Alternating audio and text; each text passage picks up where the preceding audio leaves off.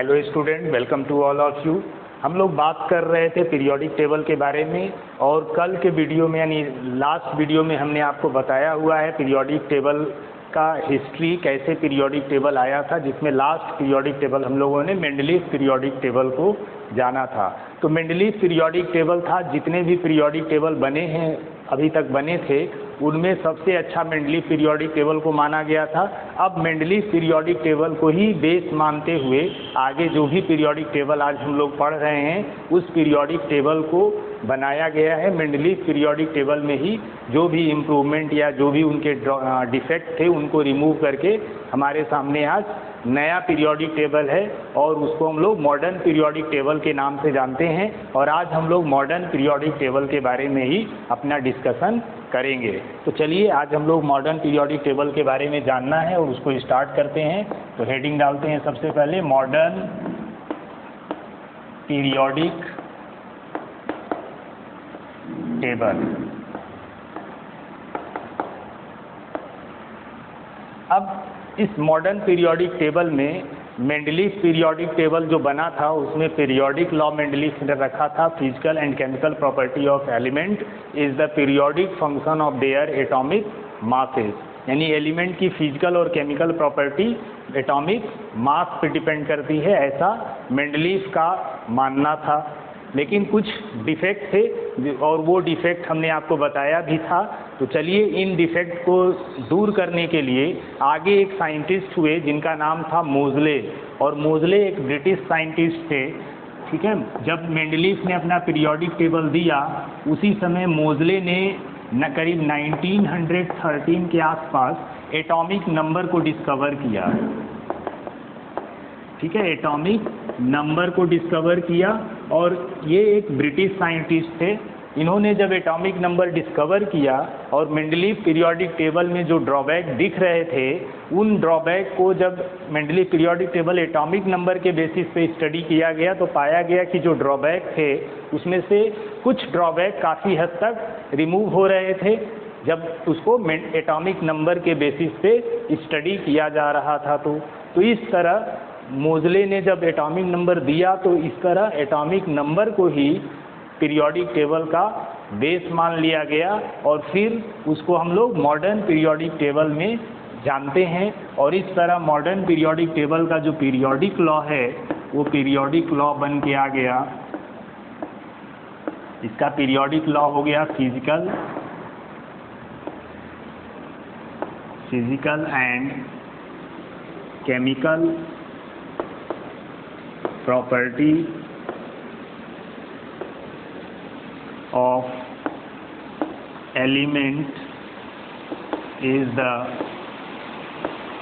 periodic function of their atomic numbers।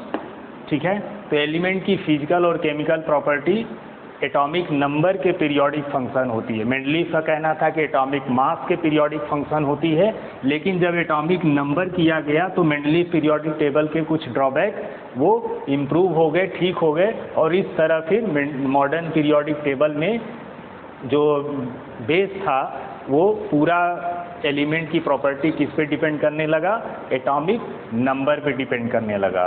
तो इस तरह modern periodic table atomic number पे हो गया, अब मास को वहाँ से हटा दिया गया। अब जब और आगे बढ़े तो कुछ समय बाद और थोड़ा सा इम्प्रूव करके एडवांस पीरियोडिक टेबल हमारे सामने आया जिसको हम लोग आगे जाके यानी वो एक तरह से मॉडर्न पीरियोडिक टेबल है, लेकिन मॉडर्न पीरियोडिक टेबल को और अच्छा बना दिया गया और उस पीरियोडिक टेबल को हम लोग extended form of periodic table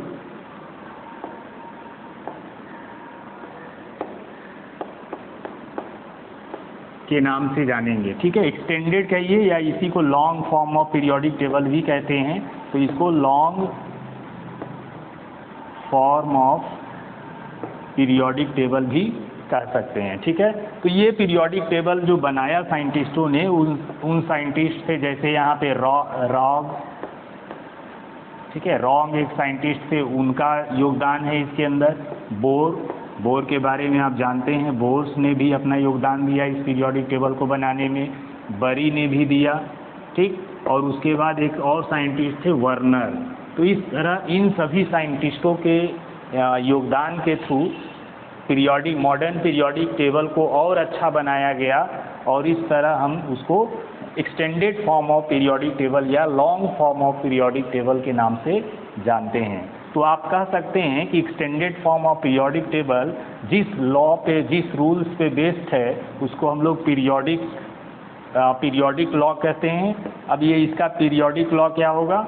इसका पीरियोडिक लॉ होगा physical and chemical property of element is the periodic function of their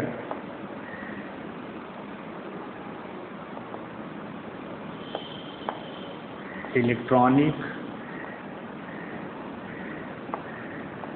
configuration।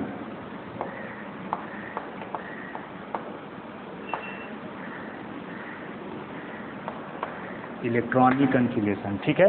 यानी जो long form of periodic table बना, मॉडर्न पीरियोडिक टेबल को थोड़ा सा और इम्प्रूव करके जो पीरियोडिक टेबल हमारे सामने आया, जिसको हम लोग long form of periodic table के नाम से जानते हैं, उसका पीरियोडिक लॉ क्या है? Physical and chemical property of element is the periodic function of their electronic configuration. तो अब ये क्लियर हो गया कि जो मेंडलीव पीरियोडिक टेबल था वो एटॉमिक मास पे बना था, modern periodic table atomic number पे बना, और long form of periodic table जो है वो इलेक्ट्रॉनिक कन्फिगरेशन के आधार पे बनाया गया। तो इस तरह जो लॉन्ग फॉर्म ऑफ या extended form of periodic table है, इसी को हम लोग मॉडर्न पीरियोडिक टेबल के नाम से भी जानते हैं। यानी करेंट समय में यही पीरियोडिक टेबल हम लोग अपनी स्टडी के लिए यूज़ करते हैं, और ये पीरियोडिक टेबल बहुत ही आसान है। यानी इससे एलिमेंट की स्टडी करना आसान हो जाता है, क्योंकि ये पीरियोडिक टेबल एलिमेंट के इलेक्ट्रॉनिक कन्फिगरेशन पे बेस्ड है। और आप एलिमेंट का इलेक्ट्रॉनिक कन्फिगरेशन किस आधार पे करते हैं? एटॉमिक नंबर के आधार पे। तो इस तरह एक तरह से ये मॉडर्न पीरियोडिक टेबल ही है, बस इसका नाम अलग हो गया है, थोड़ा सा अलग नाम दे दिया गया है। यानी extended form of periodic table, इसका एक अलग से नाम दे दिया गया है, लेकिन है एक तरह से ये मॉडर्न पीरियोडिक टेबल ही, क्योंकि ये भी इलेक्ट्रॉनिक कन्फिगरेशन भी एटॉमिक नंबर के आधार पे ही किया जाता है। तो इस तरह हम लोग इस पीरियोडिक टेबल में देखेंगे कि ये SPDF ब्लॉक में, अलग अलग ब्लॉक में एलिमेंट को डिवाइड किया गया है, क्योंकि आप जानते हैं कि बोर और बरी, इन दोनों साइंटिस्टों ने इलेक्ट्रॉनिक कन्फिगरेशन करने का रूल दिया था। आप क्लास 9th में पढ़े भी होंगे एलिमेंट का इलेक्ट्रॉनिक कन्फिगरेशन करने का बोर बरी स्कीम, ठीक है। तो इस तरह ऑर्बिटल में KLMN ऑर्बिटल के अंदर कितने इलेक्ट्रॉन कैसे रखे जाएंगे, उनके बारे में इन्होंने पूरा एक सीक्वेंस पैटर्न बताया था, जिसको हम लोग बोर बरी स्कीम के नाम से जानते हैं, और उसी से हम ऑर्बिटल में इलेक्ट्रॉन का डिस्ट्रीब्यूशन करते थे क्लास 9 में। अब यहाँ पे इसी रूल के आधार पे, यानी इन्होंने SPDF ब्लॉक में डिवाइड किया उसको, और आपको जो अभी पीरियोडिक टेबल देखने को मिलेगा वो हमारा long form of periodic table होगा, जिसको हम लोग मॉडर्न पीरियोडिक टेबल भी कहते हैं।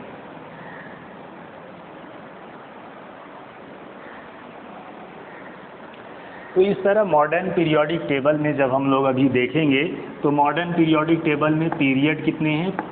पीरियड इसमें 7 हैं, ठीक है। हम लोग मॉडर्न पीरियोडिक टेबल के बारे में स्टडी कर रहे हैं। अब इसमें पीरियड हैं 7, ठीक है। और ग्रुप आपको हमने बताया था मेंडलीव पीरियोडिक टेबल में कितने पीरियड थे? 6 पीरियड थे, और ग्रुप कितने थे? वहाँ पे 8 ग्रुप थे। यहाँ पे ग्रुप कितने हैं? यहाँ पे 18 ग्रुप हैं, ठीक है। तो आपको अगर पूछा जाए कि मेंडलीव पीरियोडिक टेबल के अंदर पीरियड कितने हैं, 7 पीरियड है, ग्रुप कितने हैं 18, ठीक है। तो इस तरह मॉडर्न पीरियोडिक टेबल में पीरियड और ग्रुप, पीरियड वही है हॉरिजॉन्टल, जो हॉरिजॉन्टल लाइन होता है उसको हम लोग पीरियड कहते हैं, वर्टिकल कॉलम जो होते हैं उनको हम लोग ये हॉरिजॉन्टल रोज को यहाँ पीरियड कहेंगे और वर्टिकल कॉलम को ग्रुप कहेंगे। तो हॉरिजॉन्टल होता है ये,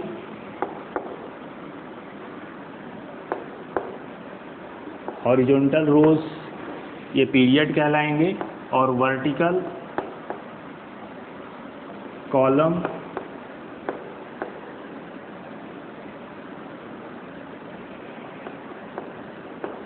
ठीक है, वर्टिकल कॉलम जो है वो वर्टिकल कॉलम ग्रुप के नाम से जाना जाएगा।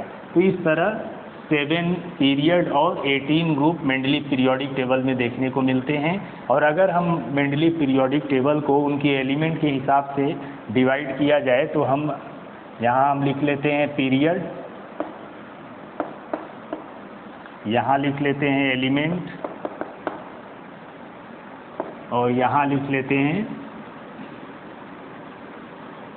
उसकी नेमिंग कर लेंगे, ठीक है। तो मान लीजिए फर्स्ट पीरियड की अगर बात किया जाए तो फर्स्ट पीरियड में कितने एलिमेंट 2 एलिमेंट आते हैं और इस तरह फर्स्ट पीरियड की जो नेमिंग है वो इसको शॉर्टेस्ट पीरियड कहते हैं, शॉर्टेस्ट पीरियड,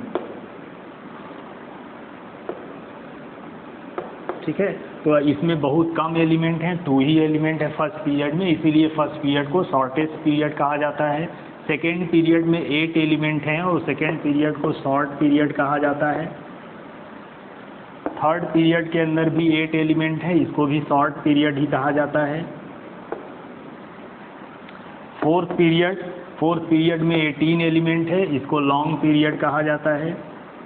उसी तरह फिफ्थ पीरियड में भी 18 एलिमेंट है, इसको भी लॉन्ग पीरियड कहा जाता है। सिक्स्थ पीरियड में 32 एलिमेंट हैं और इसको लॉन्गेस्ट पीरियड कहा जाता है, लॉन्गेस्ट, ठीक, लॉन्गेस्ट पीरियड। और सेवेंथ पीरियड जो है उस इनकम्प्लीट है, इसके अंदर एलिमेंट पूरा नहीं रखे गए हैं, इनकम्प्लीट, ठीक है। तो ये इनकम्प्लीट पीरियड है और इस तरह इसकी ये भी नेमिंग भी इसको नहीं दिया जा सकता, ये भी इनकम्प्लीट है। तो इस तरह ये पीरियड के बेसिस पे कौन शॉर्टेस्ट पीरियड है, शॉर्ट पीरियड है, ये एलिमेंट की संख्या के आधार पे ये किया गया है। और बोर ने भी बताया था इस तरह कि के में कितने इलेक्ट्रॉन रहेंगे, एल में कितने रहेंगे। तो कुछ उसी तरह ये मिलता जुलता है मॉडर्न पीरियोडिक टेबल। और आपको हमने बताया भी कि इस टेबल को बनाने में बोर ने भी अपना योगदान दिया था। तो इस तरह से इस टेबल में शॉर्टेस्ट ग्रुप, शॉर्ट ग्रुप और शॉर्टेस्ट पीरियड, शॉर्ट पीरियड और लॉन्ग पीरियड, ये सब के बारे में बताया गया है। उसके बाद अगर हम इस टेबल की आगे बात करें तो इसमें थर्ड पॉइंट में हम डिस्कस कर सकते हैं कि इस पीरियड में ग्रुप 1, 2, 13, 17 जो है उनको हम मेन ग्रुप एलिमेंट के नाम से जानते हैं। तो ग्रुप 1, 2, 13, 17, ठीक है, 1, 2, 13, 17, ये इस ग्रुप के जो एलिमेंट है उसको हम मेन ग्रुप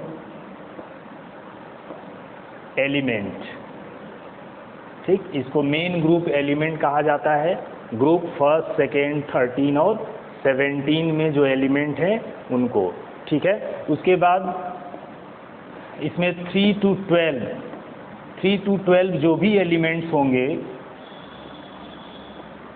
ग्रुप 3 to 12 यानी ग्रुप 3 से 12 तक के एलिमेंट को ट्रांजिशन एलिमेंट कहा जाता है,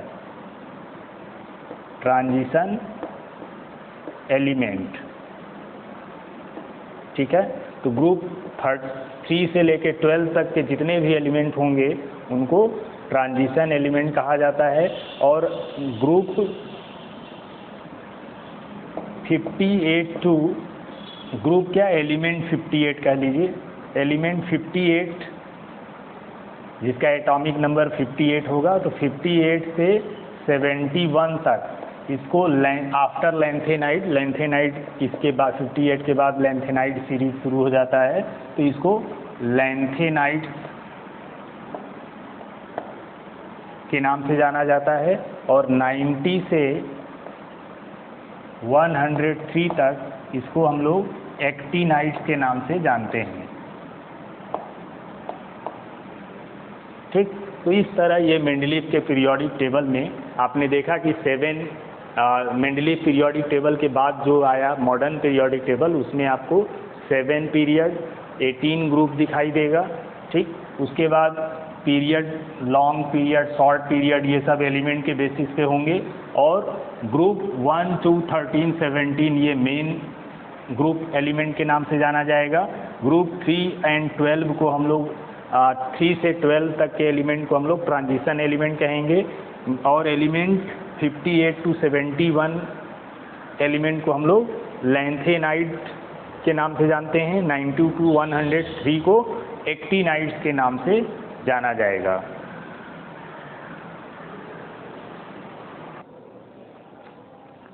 तो ये बच्चों आपके सामने मॉडर्न पीरियोडिक टेबल का चार्ट लगा हुआ है। इसमें मॉडर्न पीरियोडिक टेबल लिखा है, तो यानी ये मॉडर्न पीरियोडिक टेबल है। इसको long form of periodic table भी हम कह सकते हैं। ठीक है, लॉन्ग फॉर्म कहिए या extended form of periodic table कहिए। अब आपको इस पीरियोडिक टेबल में देख के ही क्लियर हो जा रहा होगा कि इस पीरियोडिक टेबल में एलिमेंट कैसे अरेंज किए गए हैं। तो आपको इस पीरियोडिक टेबल को हम एक्सप्लेन कर दें कि कैसे हम इस पीरियोडिक टेबल की स्टडी करेंगे।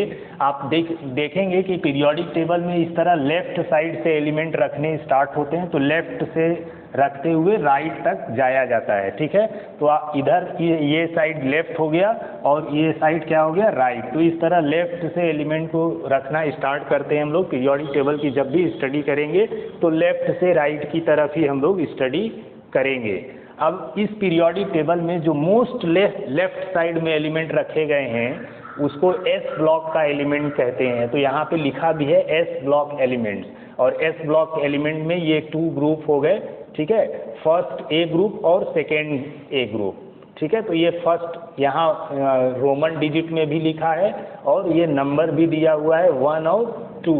तो ये फर्स्ट और सेकेंड ये दोनों क्या हो गए, ये एस ब्लॉक के एलिमेंट कहलाएंगे।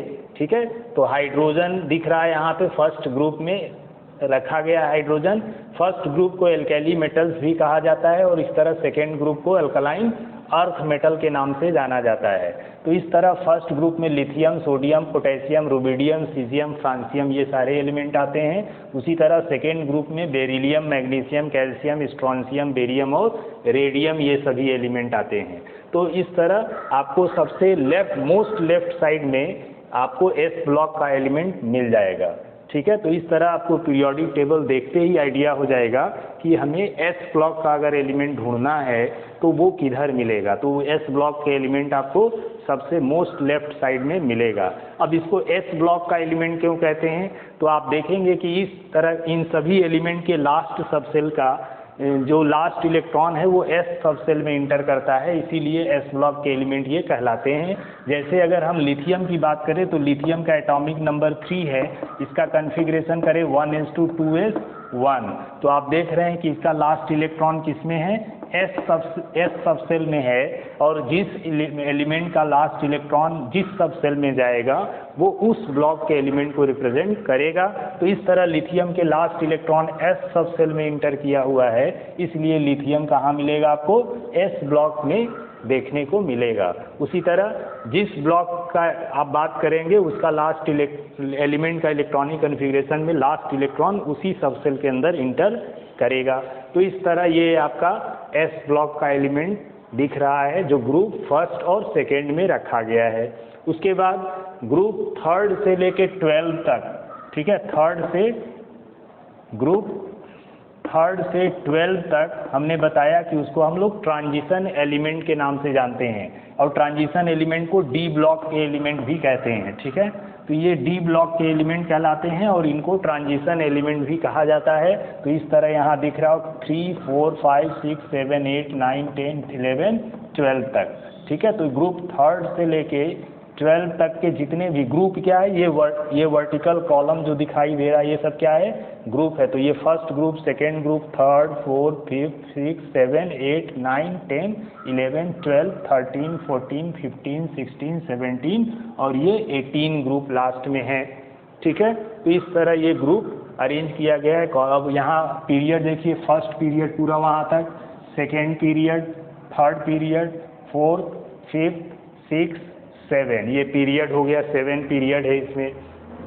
तो यहाँ से आपको थर्ड से लेके 12 तक ट्रांजिशन एलिमेंट कहलाते हैं, ठीक है। अब 12 के बाद 13 से 18 तक के सभी एलिमेंट क्या हैं, ये सभी एलिमेंट पी ब्लॉक के एलिमेंट कहलाते हैं, ठीक है। 13 से लेके 18 तक के जितने भी एलिमेंट हैं वो सभी पी ब्लॉक एलिमेंट कहलाएंगे। बीच में ये 3 से लेके 12 तक डी ब्लॉक के एलिमेंट हो गए, ठीक है।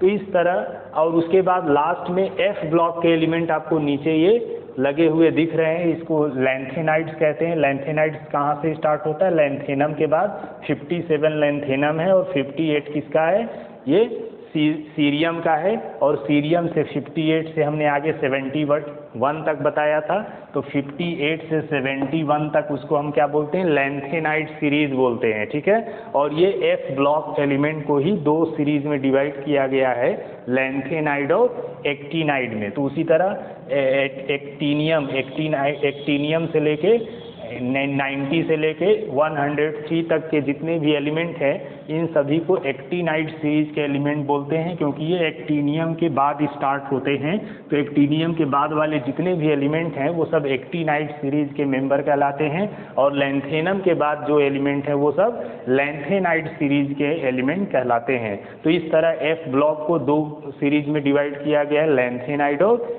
एक्टिनाइड में।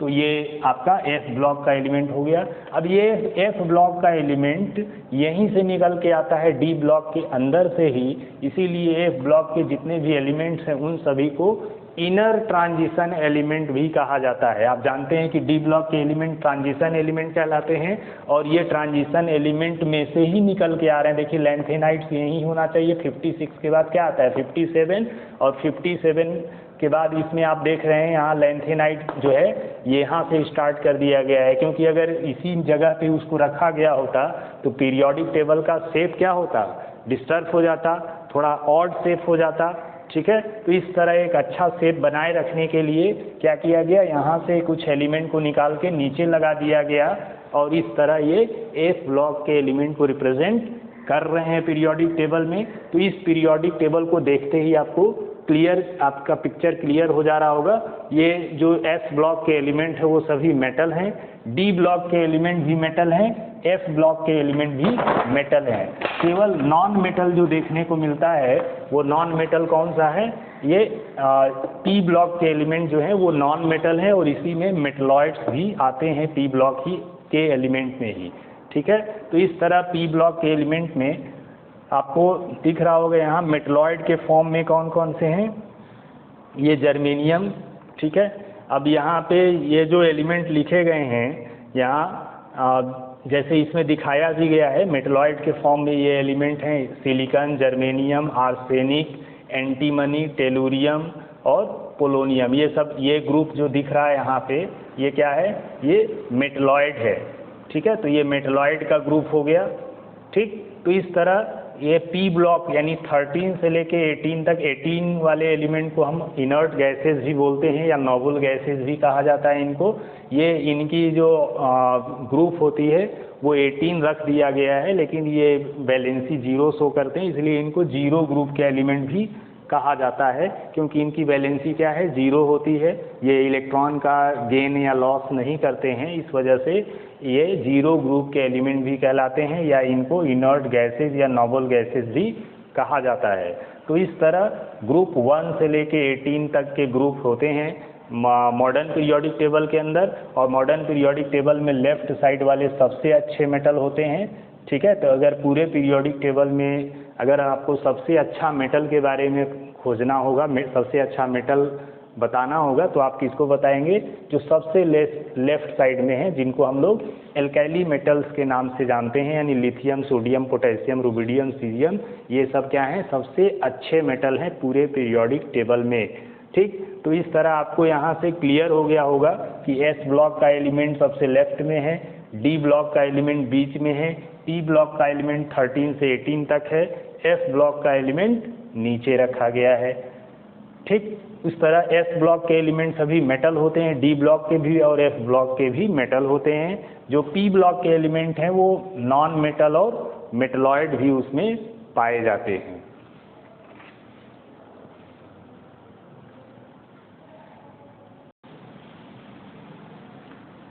इस तरह आपने पीरियोडिक टेबल देखा। अब चलिए एक पीरियोडिक टेबल हम अपनी तरफ से बना के उसको भी थोड़ा समझाते हैं कि कैसे हम उनके जो अभी एस ब्लॉक के एलिमेंट हैं, डी ब्लॉक के, पी ब्लॉक के और एफ ब्लॉक के एलिमेंट हैं, उनका जनरल इलेक्ट्रॉनिक कॉन्फ़िगरेशन क्या होगा। तो अगर हम पीरियोडिक टेबल ड्रॉ करें तो इस पीरियोडिक टेबल में ये कुछ इस तरह आपको दिखाई दिया होगा। पीरियोडिक टेबल जब आप ध्यान से देखे होंगे तो कुछ इस तरह से दिखा होगा आपको।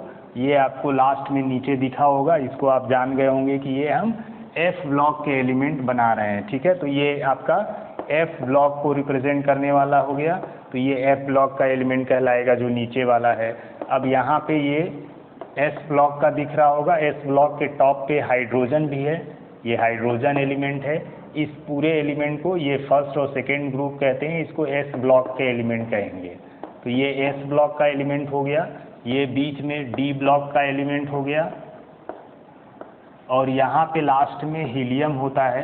तो जैसे हाइड्रोजन यहाँ फर्स्ट ग्रुप के ऊपर है, वैसे यहाँ हीलियम पाया जाता है इनर्ट गैसेज के ऊपर। ठीक है, तो ये पी ब्लॉक के एलिमेंट पूरा कहलाते हैं। ये पी ब्लॉक का एलिमेंट हो गया। अब अगर एस ब्लॉक के एलिमेंट का जनरल इलेक्ट्रॉनिक कॉन्फ़िगरेशन किया जाए तो एस ब्लॉक के एलिमेंट का जनरल इलेक्ट्रॉनिक कॉन्फ़िगरेशन, ये जनरल इलेक्ट्रॉनिक कॉन्फ़िगरेशन, ठीक है। तो इसका जो जनरल इलेक्ट्रॉनिक कॉन्फ़िगरेशन है वो NS1 से 2 होगा। ठीक है, N का मतलब प्रिंसिपल क्वांटम नंबर और S का ये 1 से 2 का मतलब है कि उसमें इलेक्ट्रॉन कितने होंगे, 1 या 2 इलेक्ट्रॉन रह सकते हैं। जैसे अभी हमने सोडियम के बारे में देखा था, एटॉमिक नंबर 11 है, 1s2 2s2 2p6 3s2 3p। अब यहाँ 3s2 आ गया 10 और ये 2, यहाँ s में 1 इलेक्ट्रॉन होगा। तो ये इसका इलेक्ट्रॉनिक कॉन्फ़िगरेशन हो गया सोडियम का। अब आप देख रहे हैं कि लास्ट में s ऑर्बिटल है और इस s ऑर्बिटल में 1 या 2 इलेक्ट्रॉन रह सकते हैं। तो इस तरह सोडियम के केस में 1 है तो 1 वाला फर्स्ट ग्रुप का एलिमेंट हो गया। उसी तरह अगर मैग्नीशियम की बात करें तो ये हो जाएगा 1s2 2s2 2p6 3s2, यानी इसके अब s में कितने आ गए, 2 इलेक्ट्रॉन आ गए। तो ये सेकेंड ग्रुप का हो जाएगा। और आप देख रहे हैं कि इलेक्ट्रॉन किस में आ रहा है, लास्ट इलेक्ट्रॉन s सब सेल में ही इंटर कर रहा है, इसलिए ये दोनों क्या हैं, s ब्लॉक के या s ब्लॉक के एलिमेंट कहलाएंगे, क्योंकि इनका लास्ट इलेक्ट्रॉन s सब सेल में इंटर कर रहा है। तो ये एक इलेक्ट्रॉन है इसमें, तो यहाँ फर्स्ट ग्रुप से ये बिलोंग करेगा सोडियम, और इसमें 2 इलेक्ट्रॉन है लास्ट में, तो ये मैग्नीशियम सेकेंड ग्रुप से बिलोंग करेगा। ठीक है, तो इस तरह कह सकते हैं कि इनका general electronic configuration S block के जितने भी एलिमेंट हैं उनके लास्ट में या तो 1 इलेक्ट्रॉन होगा या 2 इलेक्ट्रॉन होगा। अगर वो 1 इलेक्ट्रॉन लास्ट में आता है तो वो फर्स्ट ग्रुप से बिलोंग करेंगे, और अगर 2 इलेक्ट्रॉन लास्ट में आता है तो वो सेकेंड ग्रुप से बिलोंग करेंगे। जैसे ये सेकेंड ग्रुप से बिलोंग कर रहा है और ये फर्स्ट ग्रुप से बिलोंग कर रहा है। ठीक, तो उसी तरह अब डी ब्लॉक के एलिमेंट का अगर जनरल इलेक्ट्रॉनिक कॉन्फ़िगरेशन देखा जाए तो डी ब्लॉक के एलिमेंट का general electronic configuration n-1 d 1 to 10। ठीक है, 1 से 10 तक के इलेक्ट्रॉन जाएंगे डी के अंदर, और फिर ये ns 0 to 2, s में 0 भी इलेक्ट्रॉन हो सकता है और 1 2 भी हो सकता है। ठीक है, तो 0 से 2 तक इलेक्ट्रॉन होंगे, चाहे 0 आ सकता है s में, या 1 हो सकता है, या 2 इलेक्ट्रॉन हो सकता है। ठीक है, डी में 1 से लेके 10 तक के इलेक्ट्रॉन होंगे। ये n-1 क्या है, ये वैलेंस सेल को रिप्रेजेंट कर रहा है, और n-1 का मतलब उससे थोड़ा अंदर वाला सेल, यानी जिसको हम अल्टीमेट सेल के नाम से जानते हैं। जैसे ये 3s बैलेंस सेल को रिप्रेजेंट कर रहा है, और n-1 का मतलब है कि इससे ठीक पहले वाला सेल, यानी ये वाला सेल। ठीक है, n-1 का मतलब हुआ ये उसके जस्ट अंदर वाला सेल, और n-2 का मतलब हुआ उससे भी जस्ट अंदर वाला सेल। ठीक है, तो इस तरह सबसे लास्ट वाले सेल को वैलेंस सेल कहते हैं, वैलेंस सेल से ठीक पहले वाले सेल को अल्टीमेट सेल कहते हैं, और अल्टीमेट सेल से भी अंदर वाले सेल को पेन अल्टीमेट सेल कहा जाता है। तो इस तरह ये 3 ही सेल जो है वो ज़रूरी होते हैं। तो इस तरह अगर पी ब्लॉक के एलिमेंट का जनरल इलेक्ट्रॉनिक कन्फिग्रेशन देखा जाए तो पी ब्लॉक के एलिमेंट का जनरल इलेक्ट्रॉनिक कन्फिग्रेशन होता है NS2 NP1 to 6, यानी P में 1 से 6 तक के इलेक्ट्रॉन हो सकते हैं, इसमें S में 2 इलेक्ट्रॉन पाए जाएंगे। F ब्लॉक के एलिमेंट का जनरल इलेक्ट्रॉनिक कन्फिग्रेशन इसका हो जाएगा N-2 F1 से 14, ठीक है। इसमें F में 1 से 14 तक के इलेक्ट्रॉन हो सकते हैं। फिर N-1 D, और D में या तो 0 होगा या 0 या 1 इलेक्ट्रॉन हो सकता है, ठीक है। उसके बाद NS2 S में 2 इलेक्ट्रॉन होगा। तो ये D ब्लॉक F ब्लॉक के एलिमेंट का जनरल इलेक्ट्रॉनिक कन्फिग्रेशन है। ये जो लास्ट वाला आपको सेल दिख रहा है इसको हम लोग वैलेंस सेल बोलते हैं। ये वैलेंस सेल है। इसके ठीक पहले वाला सेल यानी N-1 को अल्टीमेट सेल,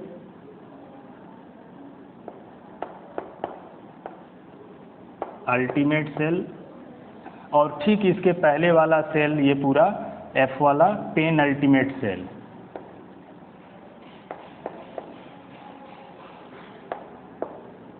ठीक है, पेन अल्टीमेट सेल कहलाएगा। तो ये एक पीरियोडिक टेबल का एक तरह से रिप्रेजेंटेशन हुआ, और उसमें S ब्लॉक के एलिमेंट को हम लोग उसका जनरल इलेक्ट्रॉनिक कन्फिग्रेशन कैसा होगा वो देखा। यहाँ D ब्लॉक के एलिमेंट का जनरल इलेक्ट्रॉनिक कन्फिग्रेशन है, यानी ये जनरल इलेक्ट्रॉनिक कन्फिग्रेशन का मतलब ये कन्फिग्रेशन अगर आपके दिमाग में है तो इस ब्लॉक के अंदर जो भी एलिमेंट है उन सब का कन्फिग्रेशन इसी तरह से होगा। ये हम लास्ट वाले इलेक्ट्रॉन यानी वैलेंस सेल इलेक्ट्रॉन का ये कन्फिग्रेशन दिखाया गया है, जिसमें हम लोग इनर्ट गैस कन्फिग्रेशन जो लिखते थे कुछ उसी तरह का कन्फिग्रेशन ये है। यानी ये वाला कन्फिग्रेशन अगर आप याद रखेंगे तो इनर्ट गैस कन्फिग्रेशन आसानी से लिख सकते हैं एलिमेंट का, ठीक है। तो इस तरह ये पीरियोडिक टेबल में सारे ब्लॉक के जनरल इलेक्ट्रॉनिक कन्फिग्रेशन आपको दिख रहा होगा।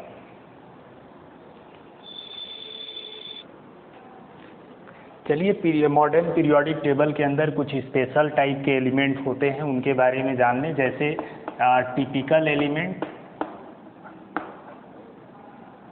तो टिपिकल एलिमेंट क्या होता है? ग्रुप सेकेंड और थर्ड पीरियड के एलिमेंट जो है वो अपने पीरियड के प्रॉपर्टी को समराइज करते हैं, इसीलिए सेकेंड और थर्ड पीरियड के एलिमेंट को टिपिकल एलिमेंट कहा जाता है। यानी इस पीरियड के कोई भी एलिमेंट अपने पूरे पीरियड की प्रॉपर्टी को समराइज करता है, इसीलिए इसको टिपिकल एलिमेंट कहा जाता है, ठीक है। तो इस तरह आप कह सकते हैं टिपिकल एलिमेंट क्या होते हैं? Second and third period element. Second और थर्ड पीरियड एलिमेंट को टिपिकल एलिमेंट कहा जाता है। सेकेंड पीरियड में कौन कौन से एलिमेंट आते हैं? लिथियम है, बेरिलियम है, बोरॉन है, कार्बन है, ये सब किस में आते हैं? सेकेंड पीरियड के एलिमेंट हैं। और उसी तरह इसके अंदर सोडियम है, थर्ड पीरियड में सोडियम, मैग्नीशियम, एल्यूमिनियम, सिलिकॉन, ये सब थर्ड पीरियड के एलिमेंट हैं। तो इस तरह सेकेंड पीरियड का एक एलिमेंट अपने पूरे पीरियड के रिस्पेक्टिव प्रॉपर्टी को समराइज करता है, इस वजह से इसको हम लोग सेकेंड और थर्ड, ये थर्ड का कोई ये दोनों जो सोडियम मैग्नीशियम ये सब एलिमेंट हैं ये थर्ड पीरियड की प्रॉपर्टी को समराइज करते हैं, और ये लिथियम, बेरिलियम, बोरॉन ये सब सेकेंड पीरियड की प्रॉपर्टी को समराइज करते हैं। इसीलिए इन दोनों ग्रुप के पीरियड के एलिमेंट को, सेकेंड और थर्ड पीरियड के एलिमेंट को टिपिकल एलिमेंट के नाम से जाना जाता है। उसके बाद डायगोनल रिलेशनशिप। अगर डायगोनल रिलेशनशिप देखा जाए तो सेकेंड पीरियड और थर्ड पीरियड की एलिमेंट अपने पीरियड में ही अपने ग्रुप में तो वो प्रॉपर्टी को शो करते हैं। प्रॉपर्टी अपने ग्रुप में अगर उनके देखा जाए तो वो उनकी प्रॉपर्टी एक दूसरे से मैच करती है, सिमिलैरिटी शो करते हैं वो प्रॉपर्टी में। लेकिन वो सेकेंड पीरियड के कुछ एलिमेंट थर्ड पीरियड के एलिमेंट के साथ भी प्रॉपर्टी में सिमिलैरिटी शो करते हैं और वो डायगोनली होते हैं प्लेस्ड। इस वजह से इस रिलेशनशिप को डायगोनल रिलेशनशिप कहते हैं। जैसे सेकेंड पीरियड के एलिमेंट हैं आपके लिथियम, बेरिलियम, बोरॉन और कार्बन, ये सेकेंड पीरियड के एलिमेंट हो गए। और थर्ड पीरियड के एलिमेंट की बात करें तो सोडियम, मैग्नीशियम, एल्यूमिनियम और सिलिकॉन, ये थर्ड पीरियड के एलिमेंट हो गए। अब आप देख रहे हैं सेकेंड पीरियड के एलिमेंट थर्ड पीरियड के एलिमेंट से प्रॉपर्टी में सिमिलैरिटी शो करते हैं, वो भी डायगोनली शो करते हैं और इसी रिलेशनशिप को हम क्या कहते हैं, डायगोनल रिलेशनशिप कहते हैं। ठीक है, तो यहाँ पे लिथियम की प्रॉपर्टी किससे मिलती है, थर्ड पीरियड के एलिमेंट से, मैग्नीशियम के साथ। तो लिथियम मैग्नीशियम के साथ डायगोनली रिलेटेड होता है और इन दोनों की प्रॉपर्टी एक दूसरे से मैच करती है। उसी तरह बेरिलियम का डायगोनल रिलेशनशिप किसके साथ होता है, एल्युमिनियम के साथ। बोरॉन का डायगोनल रिलेशनशिप होता है सिलिकॉन के साथ। तो इन सभी एलिमेंट को हम लोग इनका रिलेशन ऐसे डायगोनली एक दूसरे से पाया जाता है और इसी को हम लोग डायगोनल रिलेशनशिप के नाम से जानते हैं। नेक्स्ट है ब्रिज एलिमेंट।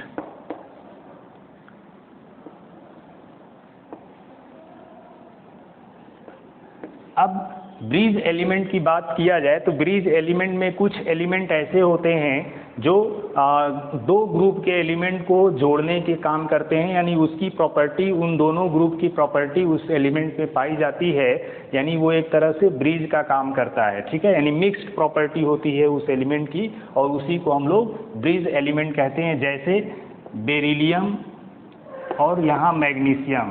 ठीक, यहाँ अगर आगे जाएं तो कैल्शियम, स्ट्रॉन्शियम, बेरियम और रेडॉन Ra, ये ग्रुप सेकेंड ए को रिप्रेजेंट कर रहे हैं। और यहाँ इधर से लिखें जिंक, कैडमियम, मरकरी और कॉपरनीशियम। ठीक है, तो ये जो है वो दोनों सेकेंड बी ग्रुप को रिप्रेजेंट कर रहे हैं। तो इस तरह ये सेकेंड ग्रुप, सेकेंड ए ग्रुप और सेकेंड बी ग्रुप के एलिमेंट, ये ग्रुप सेकेंड बी है, इन दोनों ग्रुप की जो प्रॉपर्टी है वो प्रॉपर्टी मैग्नीशियम में पाई जा रही है, इसलिए मैग्नीशियम को क्या कहा जाएगा, ब्रिज एलिमेंट कहा जाएगा। यानी मैग्नीशियम क्या करता है, ब्रिज का काम करता है। ये सेकेंड ए ग्रुप के एलिमेंट को भी कनेक्ट करता है और सेकेंड बी ग्रुप के एलिमेंट को भी कनेक्ट करता है। यानी मैग्नीशियम में सेकेंड ए ग्रुप के एलिमेंट की तरह भी प्रॉपर्टी पाई जाती है और सेकेंड बी ग्रुप की तरह भी प्रॉपर्टी पाई जाती है। यानी इन दोनों ग्रुप के एलिमेंट की प्रॉपर्टी मैग्नीशियम में देखने को मिलती है, इसीलिए मैग्नीशियम ब्रिज एलिमेंट का काम करता है। यानी मैग्नीशियम में ये मिक्स्ड प्रॉपर्टी होती है सेकेंड ए और सेकेंड बी की। तो ये कुछ हुआ टिपिकल एलिमेंट, डायगोनल रिलेशनशिप और यहाँ पे ब्रिज एलिमेंट क्या होते हैं इसके बारे में यहाँ से आपको आइडिया लग गया होगा। ब्रिज एलिमेंट ये आपको यहाँ एग्जाम्पल दिखाया गया है। तो अब हम लोग आगे बात करेंगे कि जो 100 से एबव एलिमेंट हैं उनका हम IPSC नेमिंग कैसे करते हैं।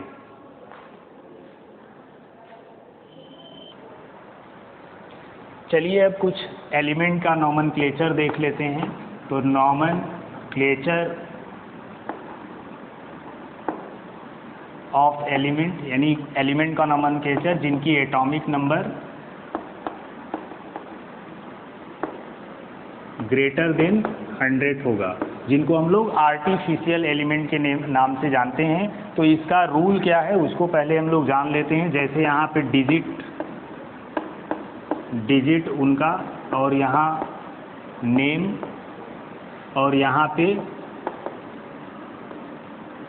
एब्रीविएशन। ठीक है, यानी उनका शॉर्ट नेम क्या रहेगा वो देखेंगे यहाँ पे। तो अगर मान लीजिए 0 है तो 0 को क्या बोला जाएगा, नील बोला जाएगा और इसको हम लोग N से लिखेंगे शॉर्ट में। 1 को हम अन बोलेंगे और इसको हम शॉर्ट में क्या लिखेंगे, स्मॉल u लिखेंगे। उसी तरह 2 को बाई बोलेंगे, स्मॉल लेटर में ही सब कुछ लिखा जाएगा। ये IPSC का मेथड है। ठीक है, 100 से ऊपर तक के एलिमेंट की IPSC नेमिंग करने की। उसी तरह इसको B बोलेंगे। उसके बाद थर्ड एलिमेंट है, थर्ड को ट्राई और इसको स्मॉल t से रिप्रेजेंट करेंगे। फोर्थ को क्वाड, इसको Q से रिप्रेजेंट करेंगे। फिफ्थ को पेंट, इसको P से रिप्रेजेंट करेंगे। सिक्स को हेक्स स्मॉल में ही लिखना है, ठीक है। H से लिखेंगे 7 को सेप्ट, और इसको हम लोग S से लिखेंगे 8 को ऑक्ट, O से लिखेंगे, और 9 को इन, ENN, ठीक है, इसको E से लिखेंगे। तो इस तरह से ये नंबर अगर दिखेगा एटॉमिक नंबर में तो उसकी नेमिंग आपको इस तरह से करनी होगी। और आपको ध्यान रखना है कि लास्ट में सफिक्स के रूप में ऐड करना है, add EM as a suffix, ठीक है। सफिक्स का मतलब लास्ट में आपको EM ऐड कर देना है। जैसे अगर हम बात करें यहाँ पे 101 का IPSC नेमिंग करना है तो इस 1 को क्या बोलेंगे, अन बोलेंगे, ठीक है। इसको नील बोलेंगे तो अननील, और इसको अन फिर बोलेंगे और लास्ट में EM लगा देंगे तो क्या हो जाएगा, ये नेम हो जाएगा इसका अननील उन्नियम, ठीक है। ये IPSC नेम हो गया 101 का अननील उन्नियम। ऐसा इसलिए किया गया क्योंकि आगे के जो एलिमेंट थे वो आर्टिफिशियल थे और उनकी डिस्कवरी हो रही होती है। जब तक उनकी नेमिंग IPSC के द्वारा रिकमेंड नहीं कर दिया जाता है तब तक हम उनको इसी तरह के नॉमेनक्लेचर से जानते रहेंगे और उनका हम इस तरह से नेमिंग करके उनको पढ़ सकते हैं। तो ऐसा सब की सुविधा के लिए हो गया। किसी भी कंट्री का अगर वो साइंटिस्ट है, कुछ रिसर्च कर रहा है इस तरह एलिमेंट के ऊपर, तो उसको उस एलिमेंट को इन नामों से बुला सकता है जो मेथड IPSC ने डेवलप किया है। तो इस तरह 101 वाले एलिमेंट का नाम हो गया अननील उन्नियम। पहला लेटर कैपिटल में ही रहेगा, बाकी सब स्मॉल में रहेंगे और इनके बीच में गैपिंग नहीं होना चाहिए, ये रूल है IPSC का। उसी तरह 111 का IPSC नेमिंग करना होगा तो ये अन और लास्ट में EM जोड़ देंगे तो क्या हो गया नेम, अन उन्नियम, ठीक है। अन उन्नियम ये इसका IPSC नेम हो गया। उसी तरह 120 का नेमिंग करना हो तो ये हो गया अन, और इसको 2 को क्या बोलेंगे, बाई, और 0 को नील बोलेंगे और लास्ट में EM लगा देंगे तो ये हो जाएगा अन बाई नीलियम, ठीक है, अन बाई नीलियम। तो इस तरह से आप IPSC नेमिंग कर सकते हैं जिन एलिमेंट का एटॉमिक नंबर 100 से ज़्यादा होगा। तो ये एलिमेंट का IPSC नेमिंग है और ये आपको करने आना चाहिए क्योंकि इस मेथड से हम लोग आगे जो भी एलिमेंट रिसर्च में खोजे जाएंगे उनकी नेमिंग तब तक यूज़ करते रहेंगे ऐसे ही जब तक उनका कोई IPSC से उनको स्पेशल नेम नहीं दिया जाता।